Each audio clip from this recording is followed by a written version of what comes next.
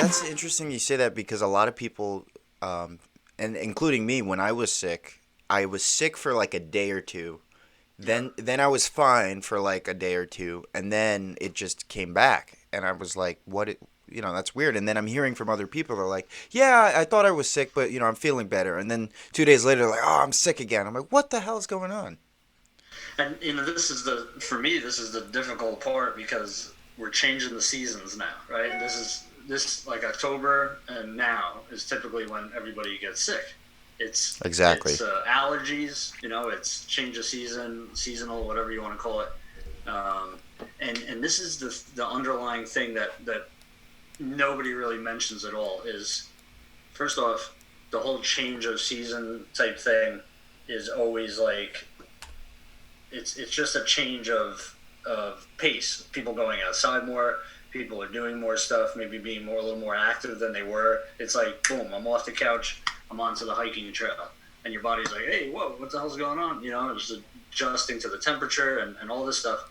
Now you add in a pandemic, which is maybe the most fear-inducing thing we've had in quite some time, and stress more than anything suppresses your immune system. Well, yeah, I think it's crazy how everything just kind of stopped. Like the world just stopped. You can't go to, a social event. You can't hang out with your friends. No, you can't do anything. You can if you wanted to just do it anyway, but you're not supposed to. Right. You'll get yelled at for it. Yeah. I've already been yelled at. Yeah. That day, our county executive, like, literally called out Cuomo today and said, hey, you did this in New Rochelle. You did a containment area.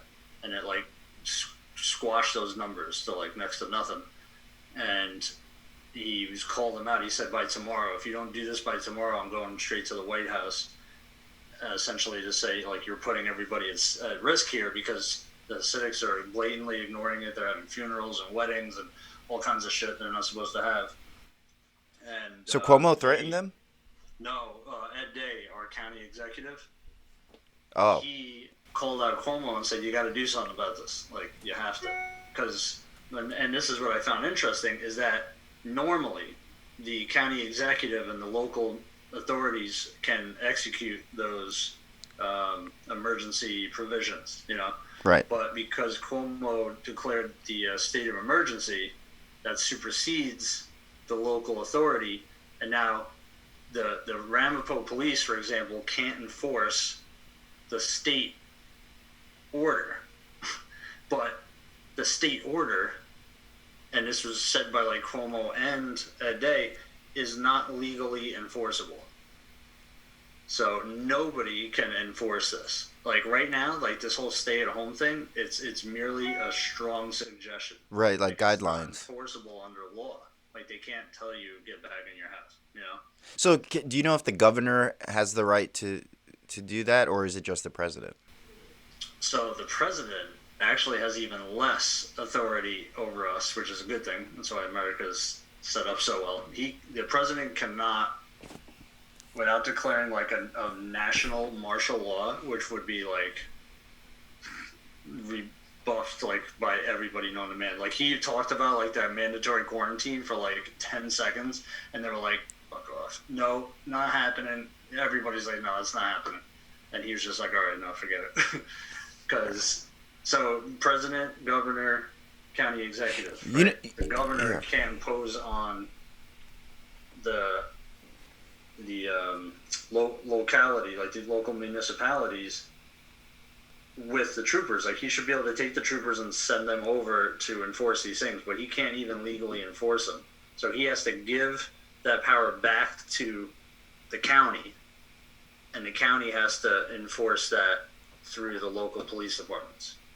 In order to, I guess, in essence, enact martial law, kind of? Essentially, yeah, like a containment area. But like, so the governor did it with the National Guard in New Rochelle because the outbreak was getting so bad. So like, he can't do it with the police. He can't do it with the troopers. It has to be a National Guard, like military scenario.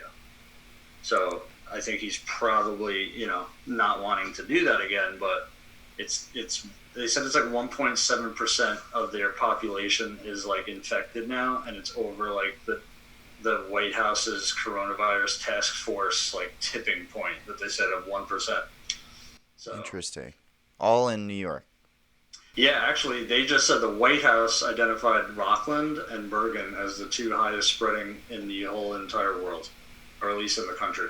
Yeah, of course. Yeah, Brooklyn, Muncie, Ramapo area, Curious Joel in Orange County. All those populations have almost 3 to 4 times the percent of everywhere else. Wow. Yeah, so that might happen.